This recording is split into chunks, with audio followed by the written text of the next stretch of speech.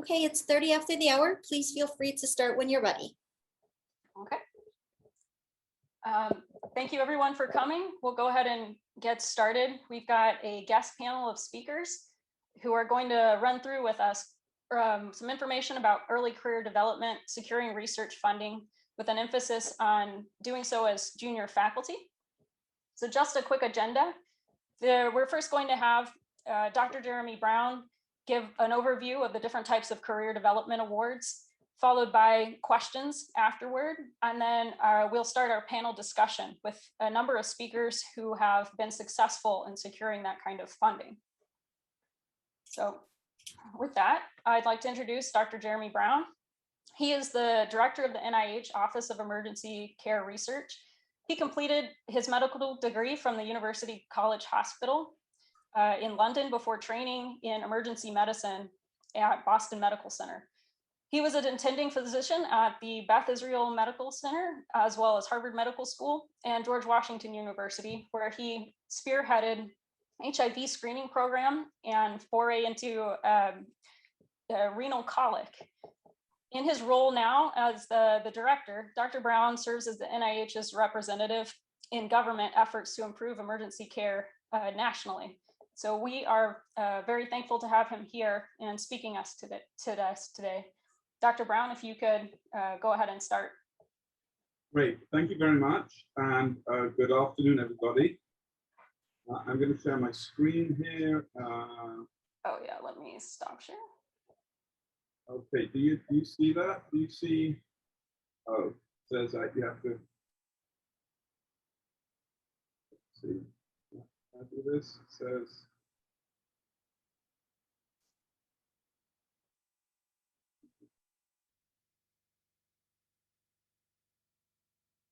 All right. Did you?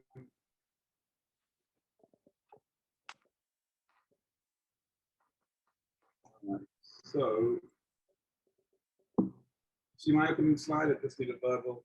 Or okay, good, perfect. Okay. So yeah, I'm just going to spend a few minutes talking to you about these opportunities for early career development. There are many, many different grants that are available. I'm going to talk about the most common ones that people in emergency medicine tend to apply for. There are others. And this is really just to sort of whet your appetite, and I'm happy to go into more detail as you need. So basically, you know, NIH has got dozens and dozens and dozens of different grants, and they all have letters and then numbers. And in this instance, we have K grants and F grants and R grants and others as well. But the real workhorse of the early career awards grants at NIH are the K awards. You can think of the K awards as they're a mentored award, meaning you as the applicant need a mentor. And I will tell you that when these grants are reviewed, the mentor that you name in your application is as important as the project that you're going to be doing while you do your work.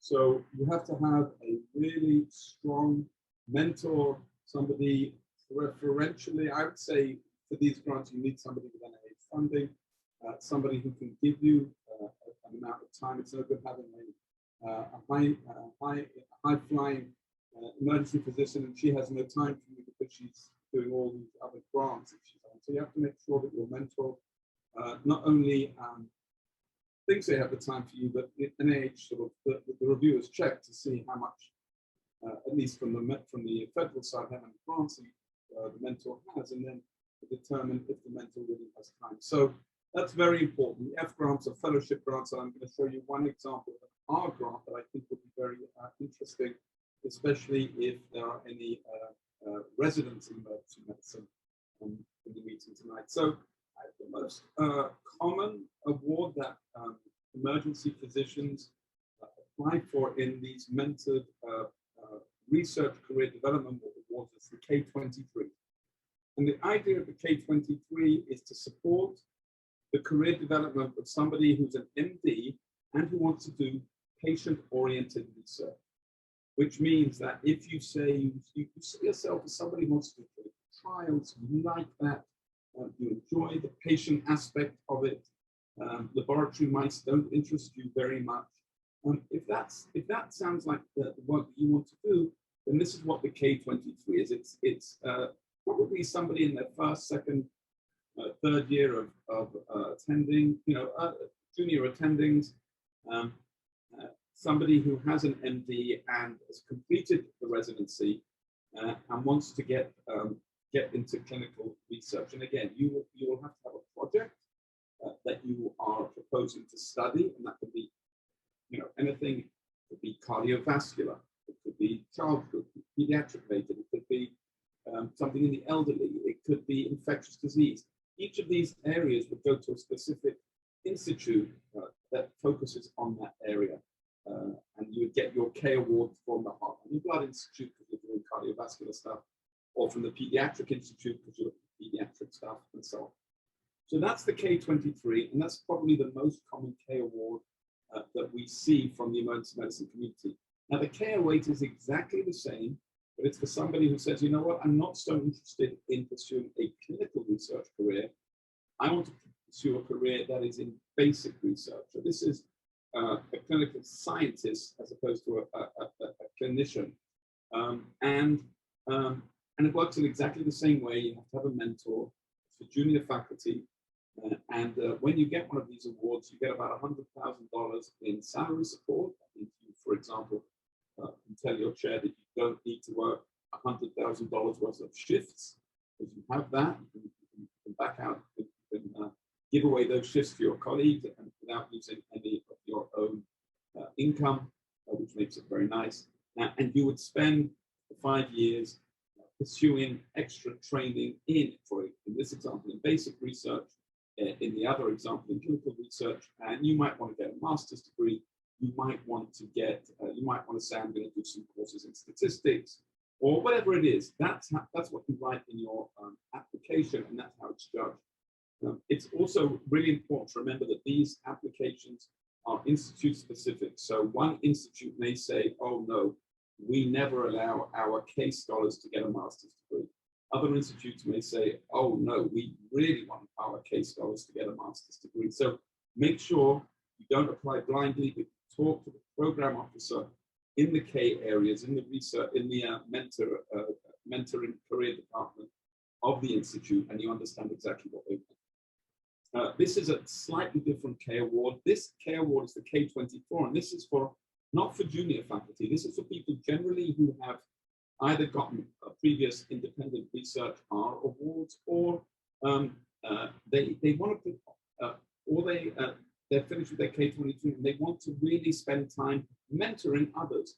In this award, you would apply to NIH for funding to allow you to develop your abilities as a mentor and to act as a mentor to junior faculty. So that's somebody who's an established investigator who says, you know what, I'm mentoring 5 or 6 people. Why don't I make a grant out of it? And you can apply for that. And that's really, as I said, a mid-career investigator.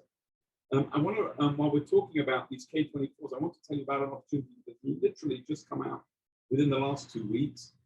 This was you can find this on something called a notice of special interest from NIH.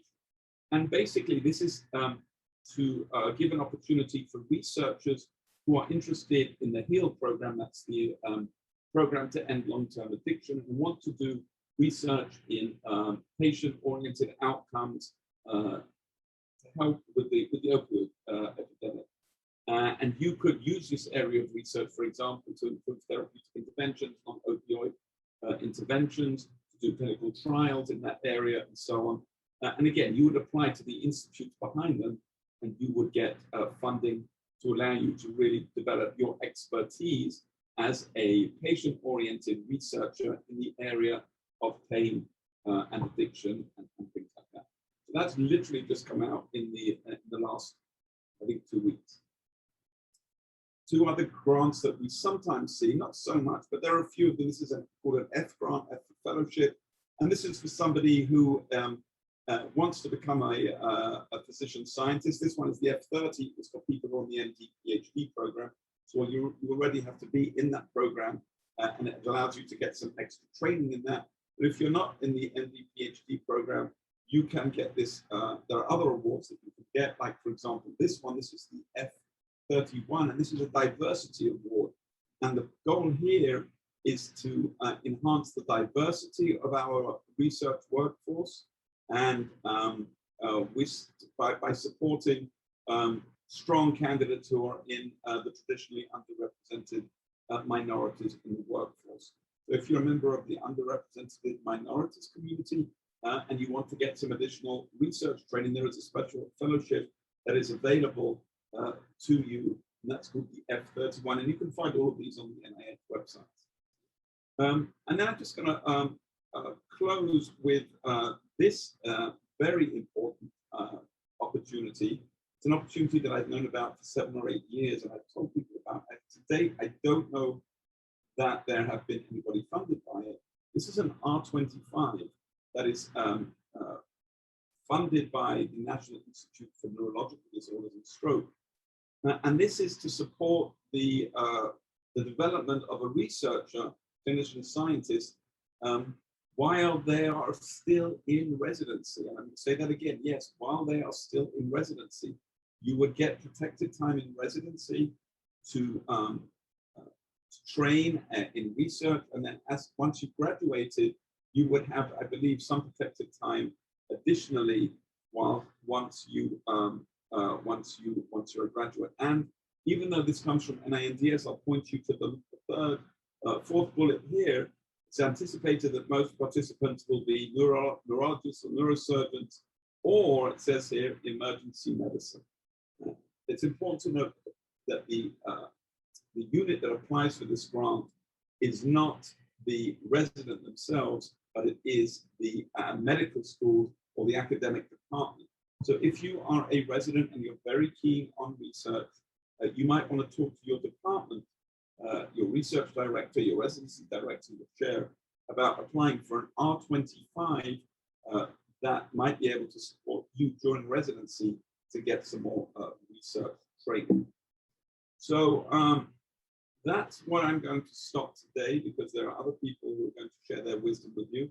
If I can be of any help, here's my email address. It is important to note, by the way, that generally, when you're applying for a K award, you will want to speak to the person in charge of that institute who directs their education programs. That's usually 1 or 2 people. And they will give you all of the details and the do's and don'ts that apply specifically to their to the way that they interpret these grants. Because as I said, the different institutes do things in slightly different ways. But that's it from me. And if I can be of any help to you all, please do get in contact with me. Thank you. Thank you, Dr. Brown. We already have some questions in the chat, and go ahead and add more if you'd like to give them to me directly. But our first one for you was, when is the best time in residency or fellowship to apply for these awards? Does it change if you're already entering residency with a PhD? Well, the best time to think about these awards is as early as you start thinking about them. In other words, remember, applying for an NIH award typically takes 18 months or so. So you really want to get everything lined up way ahead in order to have a shot at this. And obviously, if you're a resident and you're applying, you're getting your institute to your academic department to apply, that takes time. So the sooner the better. There's no problem in residents calling up the staff at NIH and discussing their particular case. There may be some different requirements for a PhD, but certainly you can you could be an MD PhD or PhD and still get K23s and so on. So that does not prevent you in any way from getting those kinds of grants. Thank you. Another question that came up was, if we are applying for a training grant and we already have some training in the area, how far from our training do we need to say that we're learning something different? Yeah, so that's all in the, that's all in the details of what it is you're going to do. I think in this example, and really in all of the examples, if you can justify what it is that you want to do on paper and explain, I have training, I have expertise in this area, but I need to get training in these other areas for the following reasons, That's really what they're going to be looking at. That's really what the review is going to be looking at. So I think as long as you can justify why it is that you need that training and outline exactly how you're going to get it, the more specific you can be as how I'm going to get my expertise in statistical analysis or computer programming or electron microscopy, technique, whatever it is, the more specific you can be, the easier it is for the reviewers to understand your drug and therefore to support. I see we have a question about what makes a strong mentor. So what makes a strong mentor is, first of all, somebody who has a history of being a strong mentor. That's probably the first thing. The second thing, since this is an NIH-funded grant, they do want to see that the NIH, that your mentor has some familiarity with the NIH process. And I think it's fair to say that they should probably be an R awarded, an R01 type researcher, not necessarily always, and you can discuss that with the project officer. But that means, that certainly counts for something, because that means that that person understands that the NIH process, and also by being awarded an R01, is a badge of merit, if you like. It shows that they know how to do research. Whether or not that's true, I don't know, but that's at least what it should show. Now, the other thing we often are asked about, the geographical closeness of the mentor and the mentee. We're all across the country now doing this, and I think once upon a time it used to be seen as very important. Someone at the same institute or in the same city as you, and that you could meet with them regularly in that way. But now, of course, with technology and our familiarity with Zoom, I suspect that will change a lot. So as long as you can show that through whichever platform, either you're going to meet personally, face-to-face, or remotely like we're doing now, as long as you can show that that is going to work for you, I think that the reviewers will view that favorably. But that's sort of still a little bit in flux. And again, it may depend from one institute to another. So make sure you speak to your project officer who can advise you on this question of geographic availability. Thank you very much for those answers. Right now, we will start the panel session of our talk, and we will come back to any unanswered questions at the end too. Let's see, is it sharing? All right. So what we'll do now is I will introduce our panel speakers, and they will start by kind of explaining more about what they do, what their research interests are. And as they're doing that, if everyone can either message to everyone or preferably to me in the chat, I'll take those questions in order. So our first speaker is Dr. Katie Bach. Our first speaker is Dr. Katie Bach. She's an assistant professor of emergency medicine at The Ohio State University, and she's the director of emergency geriatric care here. She's been involved in research since her undergraduate at UNC Chapel Hill. She graduated from the University of Virginia School of Medicine and completed her residency at Ohio State University, where she was a chief resident. She also finished her research fellowship while pursuing an MPH in biostatistics. Currently, her work is dedicated to improving the care for older adults with an emphasis in diagnostic accuracy for pneumonia. And she has the one fun fact that somehow they found time, she and her husband, to take apart and put back together their kitchen during residency. Next, we have Dr. Colin Grindadier. He's currently assistant professor of emergency medicine and pharmacology at the University of Michigan. He graduated from the Yale School of Medicine and completed his emergency medicine residency at the University of Michigan. Dr. Grindadier is both a clinical and basic science researcher. He earned his PhD in pharmacology from the University of Pennsylvania, while simultaneously working as an EM attending at the hospital of the University of Pennsylvania. His dissertation work involved the creation and testing of a series of novel endothelial targeted antithrombotic protein therapeutics. And he's now directing the vascular immunotargeting laboratory at the University of Michigan. And his fun fact is that he was once mistaken for the Mexican boxer Oscar de la Hoya on a plane. I want to hear more about that for sure. And next we have Dr. Julian Hertz. Dr. Hertz is assistant professor of surgery and global health at Duke University. He holds faculty appointments within the Division of Emergency Medicine, as well as the Duke Global Health Institute. His primary interests involve developing interventions to improve the diagnosis and care of patients with myocardial infarction, but especially in resource-limited settings, such as sub-Saharan Africa. He's a recipient of the K23 Career Development Award, as well as a pilot research grant from the NIH Center for AIDS Research. And he speaks both Swahili and Haitian Creole. So for what we'll do now is we'll move into talking about your research interests. Dr. Buck, if you will start. And I'll stop sharing. Am I unmuted now? Perfect. So I'm Katie. I am at Ohio State now. As Carly already said, my research journey actually started as an undergrad, and I've been really lucky to have mentors that helped me all along the way.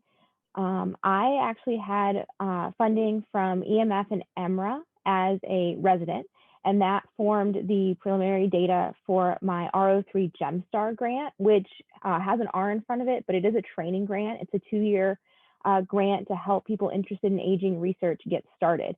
So I am finishing up my 2nd year of that. Luckily, not luckily, COVID was bad for research. Luckily, they've been very kind, and I have a no-cost extension because we need a little bit more time to enroll because COVID put a total stop to that at Ohio State, like many places. To go with the GEMSTAR grant, SAM and EMF actually combine. And it used to be that because of the amount of GEMSTAR, they funded your training that went with the research. I think that's changed a little bit over the past year. But I've been very lucky with good mentors. And right now, as Carly talked about, I'm doing improving diagnostics in how we diagnose older adults. If you do any clinical emergency medicine, which I bet all of you do, you know, they're a special population and they can present unique challenges. So we're trying to find tools, whether that be new lab tests or clinical decision rules that would make that easier and make us more accurate.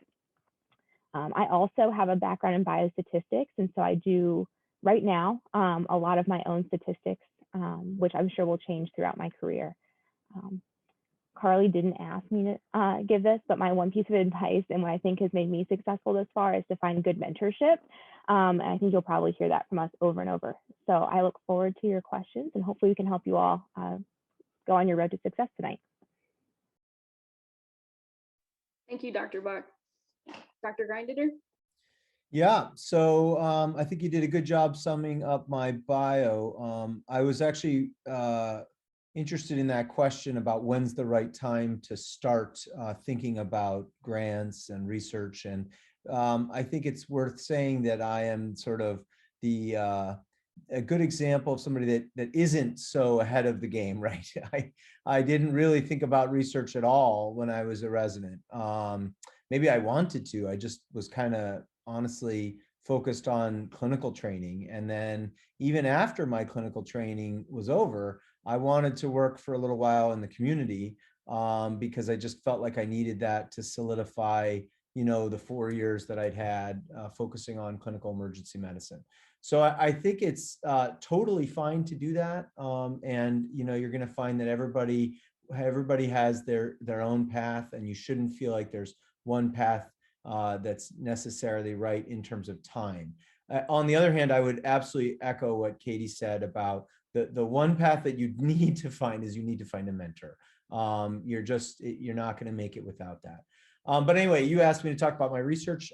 Yep, so I'm a basic science researcher. I do something called affinity drug targeting, which is, I think, something that's going to be a really big deal in all forms of medicine, but particularly in emergency medicine, in terms of our ability to benefit in about 20 or 25 years from the discovery and creation of new therapeutics. If we want to have those therapeutics to improve outcomes in our most difficult patients, we need to put that investment in now.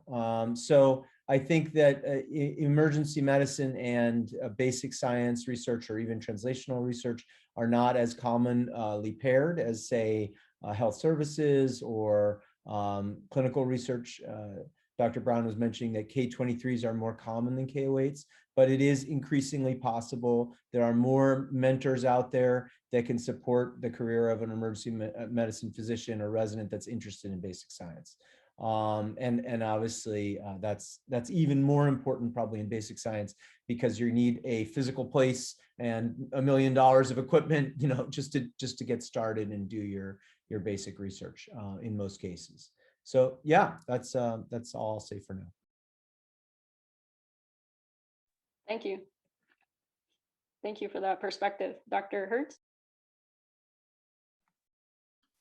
Sure, thanks. I'll be brief. I'm Julian. I also I was a little bit late to the research game as well. I began researching in medical school and took 2 years off and moved to East Africa under a Fogarty Scholarship, which is a small NIH center that kind of focuses on international health. And while I was there doing completely unrelated research on mosquito-borne illnesses, I developed an interest in heart disease in East Africa, particularly the apparent absence of heart disease.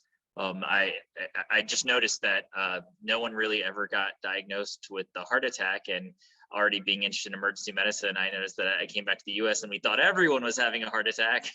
And I thought that was so interesting that there appeared to be just as much obesity and hypertension and all the other stuff that we have right here in the United States. And so that kind of stuck with me. And then like Colin mentioned, then residency happened, which involved, you know, learning to be a doctor. And I got waylaid a little bit, but once I became faculty again, I decided to pursue a global health fellowship and applied for another Fogarty fellowship that allowed me to kind of do a pilot study to try and figure out what was going on. And very briefly, we discovered that there were a ton of heart attacks that were just being missed. And that has led to the research that I'm working on now. So my primary research mechanism is K23 through the NHLBI, trying to understand what we can do to improve myocardial infarction care, both diagnosis and mortality, which is pretty horrific in Tanzania.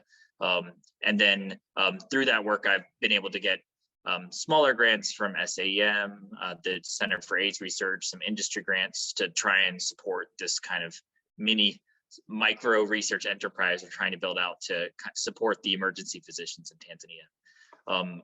My unsolicited advice, I certainly echo what my colleagues said. I also think it's really important to really care about what you're doing. In case you didn't know, there's some tedious moments in research where you're, writing a manuscript or writing a grant. And I think if you really choose a research avenue that you're passionate about, that can help people, that will help motivate you propel you through the weeds that sometimes happen in research. Thank you. We have in the chat, you have all spoken about the importance of mentors. When you gathered a group of mentors, were these folks who are, let me read it. Were these mentors who were in your area, or did they include mentors outside of your area, but who were very invested in your success? And that was directed to all panel speakers. Start with Dr. Buck. So I do aging research, and we have actually through SAM and AGEM, we have a great community of aging researchers. So my main mentor for my funded projects has been here at Ohio State with me. Not all of my mentors are at Ohio State, but my advice from my mentors, so hopefully it was the right advice, was to have somebody who is here that I could meet with, and we meet at least weekly. And I think that that's been reviewed well in the grants, but there are pieces of my research projects that the experts aren't at Ohio State. And so we have a plan to meet with those folks virtually, much easier with how widespread Zoom is now, depending on who it is, either monthly or quarterly, and then more often as needed.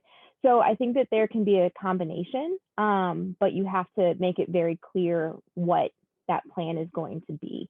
I will say that, I've moved from undergrad to med school to residency and had different mentors at different institutions, and they all still play a role. They just may not be the one on the grant. So just because you switch institutions or even switch topics, sometimes they're all going to be valuable to you in different ways, even if their name's not on the grant. Thank you. Dr. Grindeder?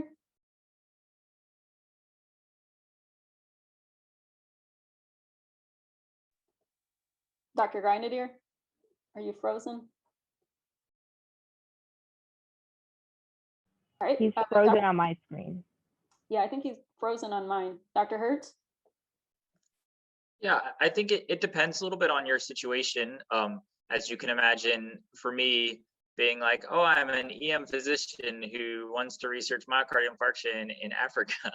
There weren't like a plethora of mentors in emergency medicine at my institution doing exactly that. In fact, there were zero. And so I think depending on your project, you may have to piece together a mentorship team. And as my colleagues have said, I think it's really important you get people who are invested in you. That's crucial. And then make sure they have the expertise that you're trying to get. And so, I needed a clinical trialist, I needed an implementation scientist, I needed a cardiologist. There's actually no emergency physicians on my mentorship team, and that seemed to be okay. So it will depend on your specific situation, but I don't think it's a must that they be exactly at your side, working in the same department as you, doing the same, clinical work that you do. Thank you. Dr. Grindeder? So I'm sorry, the question was about like, how do you find the mentor, or do they need to be right where you are physically, geographically? Is that? The question was, when you're picking mentors, does it need to be a specific kind of person or any in your area, or does it both physically and in your area of research, or can it be anyone who's invested in your success? I think it depends largely on what kind of research you're doing. So I think Dr. Brown was mentioning that, it's a brave new world out there with people connecting on Zoom. And I think that you're going to see that from the emergency medicine, the academic emergency medicine associations, in the sense that we're trying to set up remote mentoring for people. We recognize that not everybody is at a site where they may have an established or are funded researcher. The first example, for whatever reason, comes to mind, you might have already mentioned it, Katie, is ClinStar, right? So to allow aging researchers to connect with other aging researchers that are not at the same site. I don't know, Julian, if the same thing exists for global health. A little bit, yeah. And I think it's going to be more and more. I think all of us in emergency medicine research are trying to facilitate that. I think that basic science research is a different ball of wax. You're just not going to be able to do it without you being in the lab of your mentor. It's a close proximity thing, and it is a relationship that Carly understands, a love-hate relationship over many years, somewhat painful at times, all that good stuff. But yeah, it's got to be close proximity. That said, most of us that do emergency medicine and basic science research did not actually have mentors in the field of emergency medicine, right? So it's very rare because they're, one generation up from us, so to speak, there weren't those emergency physicians who were doing basic science. So my PhD mentor is not a physician, let alone an emergency physician. So I think that's a distinction. One thing I would add that didn't come up, the advice I've always gotten is to make sure that for some of your mentors, there's a track record of successful mentorship. So for my particular topic, I didn't have a track record with all of my mentors, but I could demonstrate it for some of them. And that actually came up in one of my grant reviews that they liked that. So if you have somebody that you have a track record of being successful with, I think that's really helpful. Thank you, guys. The next question we had was directed towards Doctors Brown and Grindeder. do you have funding in addition to NIH funding? And if so, what are the pros and cons of having each one? Yes. Industry, I think. If my slide actually was meant to show that I think diversification is really important in emergency medicine. We don't have our institute. We have Jeremy, but we don't have, say, for example, NINDS, right? So we are scattered amongst many institutes, and the relationship we have with them is not as clear, for example, as if you're a cardiologist or a hematologist, for example. So I think we end up, diversification is key, and you'll see that I have NIH funding, I have foundation funding. I was lucky enough to get one of the SAM Foundation grants. I have funding in ALS, in cardiac arrest. I have pilot funding from my own institution, and I have pharma company funding as well. Now, some of this is because, you know, I'm trying to make that big jump from K to R, and I think it's not as relevant to this audience. But I think even when you're trying to make that first jump from nothing to K, or from a small you know, pilot grant to K, diversification is really important, and you want to look for funding wherever you can get it. Yeah, I agree. I gave a talk to the research forum a couple of days ago about the path to NIH funding, and one of the first things I said was, you have to ask yourself, what do I need the funding for? So the game isn't to get funding, the game is to do the research. The way you do the research is that you get the funding. So you have to ask yourself, what do I need the money for? And there can be several answers to that. Some of them may be, I need the money so I can get some sleep and not do clinical shifts. Some of those answers may be, I need to buy, as we heard from Colin, some particular equipment. And sometimes it's, I need the grant because that's the only way I'm going to make full professor. I have to show them I've got an NIH grant.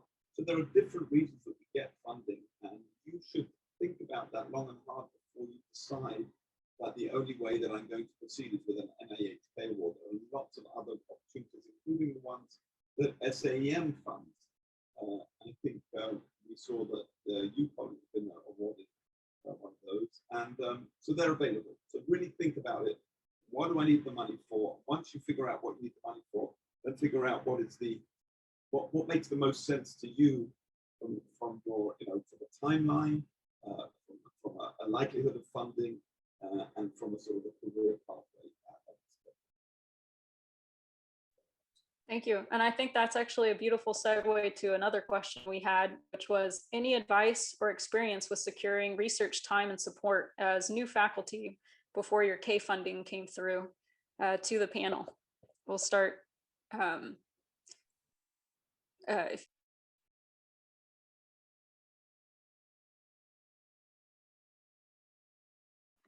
Carly, I'm so sorry you cut out. Did you say me? Sure. Okay, great. Sounds like you didn't. I think this depends obviously on where you are and who you're working with, and in some specialties, not traditionally emergency medicine, when you get hired as new faculty, it's almost routine for you to get buy down so that you can only work a little bit clinically, so you can work on your K. In case you didn't know, it takes at least 6 months to put together a K application, and many people have to resubmit. So it's not something that's going to happen like 2 weeks after you start your faculty job. I think the best situation would be that you have a department chair who's supportive, who recognizes that you're trying to initiate a research career, and most department chairs will be supportive of that and celebrate that. I think you can make a strong case if you've already done something like, look, I've already gotten this little pilot grant and I have these few publications. Please invest in me, give me X% buy down, and I will use that time to get a K within the first 2 years of my hire. I think that is not an uncommon way to approach a chair in a new hiring situation. I'm so sorry for whoever I cut off. I would echo exactly that. When I didn't really have to negotiate much. My research mentor happens to be the chair of my department, so I was in a very good situation. Highly recommend that. But it's actually in our contract here. And so make sure it's written down and that you have the buy down beforehand, because it's always easier to get when you're negotiating rather than on the back end. And the other protected time is, this wasn't the question, but it's really, really hard to do this without the protected time because of how much time it takes. And I'm going to add that that I think this goes for even when you have K funding, right? So K funding has to come with 75% or a max of 25% FTEs, or you're only allowed to put 25% of your time into clinical work. But as Jeremy noted, like the most generous K award is, I think actually NHLBI, which is the one I have, which I'm lucky, have $125,000. Well, let me tell you that $125,000 is not 75% time. So you even need the supportive chair that Julian and Katie are talking about, even when you have a K award, much less before you have a K award. And so it is the most important thing in terms of your success as a researcher, where you choose to be. I mean, I was saying earlier that we are all trying our hardest to make it so that you don't have to be at a huge academic institution to do research. But if you are just thinking about yourself and you want to increase your chances of being a successful researcher, your most important decision is who your chair is going to be, because that's going to determine how successful you are. And I will add to what I said before about having, my mentor was outside the department. That was my scientific mentor. I had a career mentor that was very much in the department, and I would never have survived if not for that, because you need someone to explain all this stuff to you. Stuff like, how do you navigate this discussion that you have to have with your chair? Hey, I'm only bringing in X number of dollars. You're going to have to cost share and find it in you to give me all this other money. So it's a challenge.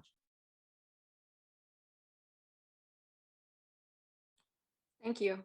I have a question here for Katie Bach, Dr. Katie Bach. How competitive are residents for grants, and how can we improve our probability of getting one, for example, by things we could do during residency? That's a big question. So the grant that I had as a resident was a grant meant for residents. So I think I've never sat on that committee because I'm still too junior, but I imagine that the grants that are for residents are a little bit easier to get because you're competing with other residents. I did compete for my RO3. It was submitted when I was a PGY3 resident, and I had it as a fellow, which you have to be faculty to have it, but at OSU, our fellows are full faculty. So there's a lot of things you have to be careful of when you're applying. But I think that what helped me based on my reviews and from hearing from people who sit on some of those committees is that I had a track record. So I had successfully competed for and completed a similar study to what I was proposing for my RO3. I had proven that my mentors were a good mentorship team for me. And my mentors had a good track record. And my mentors were not all in emergency medicine. So my primary mentor is Jeff Caterino, who's our chair here at Ohio State. But I have a pediatric nephrologist as one of my co-mentors because he happens to have expertise in one of the novel tests that we're looking at.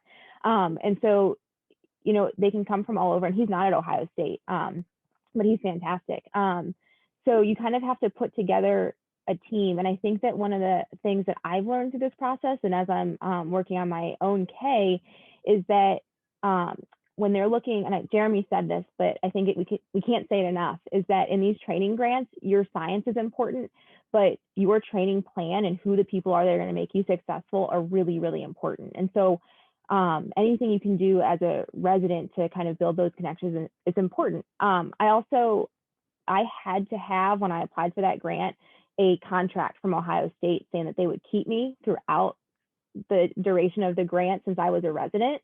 So if you're going to maybe switch institutions, I have not navigated that. I'm sure there's people who have. But so you kind of want to set yourself up for success wherever you're going to go so you can apply for that whenever the right time is. And the right time is going to be a little bit different for everybody. hopefully that answers the question. I think it's a huge question. If you want to reach out and talk individually, I'm happy to do that too. I got to tell you, Katie, I reviewed both of your grants. I actually was the reviewer on your EMRA grant and your other one, the supplement one. And my answer would be write a grant like Katie. It was just, get some grants that got funded and you'll just see they work. There was a team.